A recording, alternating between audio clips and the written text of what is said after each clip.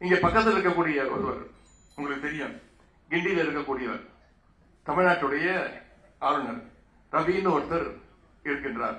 நம்முடைய நண்பர் தான் அவர். அவர் தேர்தல் பிரச்சாரத்தை ஆரம்பித்து விட்டார். பாசிச பாஜகவுக்கு தேர்தல் பிரச்சாரம் செய்வதாக நினைத்துக் கொண்டு நமக்கு செய்து கொண்டிருக்கிறார். ஒரு 3 நாட்களுக்கு முன்பு ஒரு நிகழ்ச்சிக்கு போய் பேசியிருக்கிறார். தமிழ்நாடு போராடும், தமிழ்நாடு வெல்லும் அப்படின்னு தமிழ்நாட்டுக்கு எங்க போனாலும் இதே குரலாக இருக்கிறது. எந்த செவத்தை பார்த்தாலும் இதே எழுதி வச்சிருக்கிறீங்களே, யாரை எதிர்த்து போராட போறீங்க அப்படின்னு ஒரு கேள்வியை கேட்டிருக்கிறார். நான் ஏற்கனவே அவருக்கு நான் ஒரு பதில் சொல்லியிருக்கின்றேன். திரு ஆளுநர் ரவி அவர்களே, உங்களோடு தான் தமிழ்நாடு போராடும், உங்களை வென்று காட்டுவோம். பெரியார் தொண்டர்கள் நிறைந்திருக்கிற இந்த அரங்கத்தில் நான் இன்னும் அழுத்தம் திருத்தமாக சொல்ல விரும்புகின்றேன். மாநில உரிமைக்காக தமிழ்நாடு போராடும், சமூக நீதியை காக்க தமிழ்நாடு என்றும் போராடும், மதவெறியை சாதி வெறியை எதிர்த்து தமிழ்நாடு நிச்சயம் போராடும், இந்தி திணிப்பை எதிர்த்து தமிழ்நாடு தொடர்ந்து போராடும். ஒரே வரியில சொல்லணும்னா, ஒன்றிய பாசிச பாஜகவை எதிர்த்து தமிழ்நாடு என்றைக்கும் போராடும்.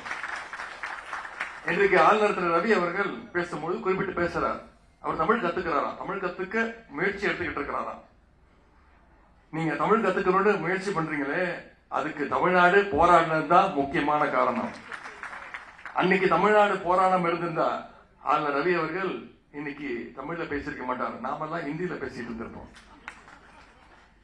இன்னைக்கு இந்தி திணிப்புக்கு எதிரான உணர்ச்சியை இந்தியாவிலேயே தமிழ்நாட்டில் முதலாக உருவாக்கியவர் தான் தந்தை பெரியார் அவர்கள். 1937 தந்தை பெரியார் தான் இந்தி திணிப்புக்கு எதிரான முதல் போராட்டத்தை தமிழ்நாட்டில் தொடங்கி வச்சார்.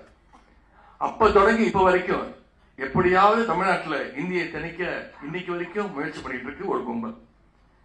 சமீபத்தில் புதிய கல்விக் கொள்கை ஒன்றிய பாஜக அரசு தமிழ்நாட்டுக்குள்ள திணிக்க பார்த்துச்சு. ஆனா தலைவர் அவர்கள் மற்ற மாநிலங்கள்லாம் ஏற்றுக்குச்சு. தமிழ்நாட்டு முதலமைச்சர் வரையும் தமிழ்நாட்டு முதலமைச்சர் மட்டும் அதற்கு குறுக்க நின்றார். ஏன்? புதிய கல்விக் கொள்கை ஏற்றுக்கிட்டா நீங்க தமிழ்நாட்டுக்குள்ள எப்படியாவது குறுக்கு வழியில இந்தி திணிப்பை மீண்டும் ஆரம்பிச்சிருவீங்க, இந்தியை மட்டுமல்ல சமஸ்கிருதத்தையும் கூட சேர்த்து கொண்டு வந்துருவீங்க அப்படின்னு தமிழ்நாட்டு முதலமைச்சர் அதுக்கு எதிர்ப்பு தெரிவித்தார். அக்டோபர் 5ஆம் தேதி முதல் உங்கள் ஜெயச்சந்திரன் இப்பொழுது மிக பிரம்மாண்டமாக கீழ்கட்டளையில்